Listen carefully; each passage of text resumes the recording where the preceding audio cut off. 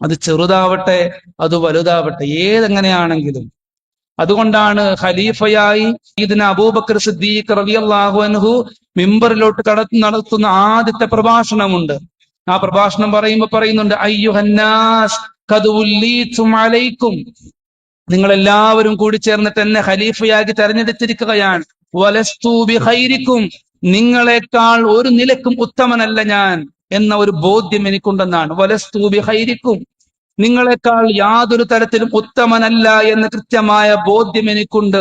Wine അഹ്സൻതു, ഞാനെങ്ങാനും നന്മയിലേക്ക് മുഖം തിരിഞ്ഞാൽ, നന്മയുടെ ഒരു ദൗത്യവുമായി ഞാൻ മുന്നിട്ടിറങ്ങിയാൽ, ഫഅഈനൂനി, ഒറ്റയ്ക്കുള്ള ഒരു വലിയ ഭരണമല്ല ഞാൻ കാഴ്ചവെക്കുന്നത്, സ്വച്ഛാധിപത്യ ഭരണമല്ല ഞാൻ കാഴ്ചവെക്കുന്നത്. ഫഅഈനൂനി, നിങ്ങൾ എനിക്ക് സഹായം ഒരുക്കണേ എന്ന് സയ്യിദുനാ അബൂബക്കർ സിദ്ദീഖ് റളിയല്ലാഹു അൻഹു.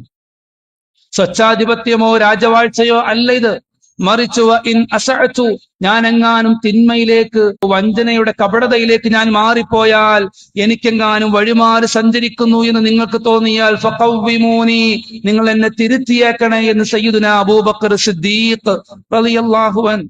സമൂഹവും സൊസൈറ്റിയുമായിട്ട് നിരന്തരമായി ഗീവ് ആൻഡ് ടേക്ക് ആയിട്ട് നന്മയിൽ നിങ്ങൾ എന്നെ ചേർത്ത് പിടിക്കണേ.